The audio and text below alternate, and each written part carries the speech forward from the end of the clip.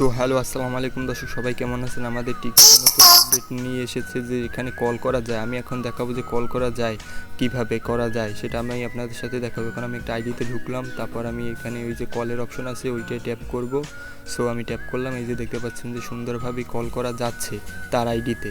তা এখন আমি আপনাদের দেখাবো যে কীভাবে এই অপশনগুলো চালু করতে হয়, তার জন্য কোন সেটিং দিয়ে চালু করা লাগে। সো আমি তার আগে এখন আমি অন্য একটা আইডি দিয়ে আপনাকে দেখাচ্ছি যে কোন অপশনটি দিয়ে চালু করা লাগে, এই কল অপশনটি। তার আগে বলছি যে টিকটক যদি আপনাদের আপডেট দেওয়া না থাকে, তাড়াতাড়ি আপনার টিকটক আপনি আপডেট দেন। সো আমি এখন চলে যাচ্ছি, এখন ওই থ্রি আইকনে, ওই কোনায় যে ডান পাশে থ্রি আইকনে এখন ক্লিক করব। সো আমি থ্রি আইকনে ক্লিক করলাম, তারপরে যে প্রোফাইলে চলে আসলাম। এখন এখানে দেখা যাচ্ছে যে মিউট কলস, এই মিউট কলস একটি অপশন, সেখানে আমি ট্যাপ করে সেটা চালু করে দিলাম। সো চালু হয়ে গেছে, এখন আমি তার সাথে কথা বলতে পারবো ফোনে।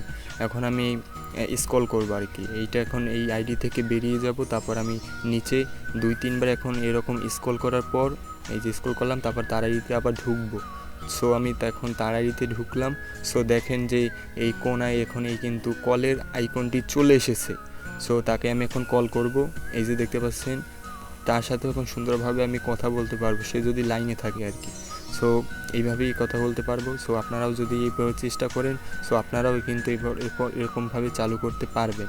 সো এখনও দেরি কিসের, দেখুন আপনাদের কলের অপশন চালু হয়েছে কি না। টিকটক আপডেট না থাকলে টিকটক আপডেট দিয়ে ফেলুন এখনই তাড়াতাড়ি।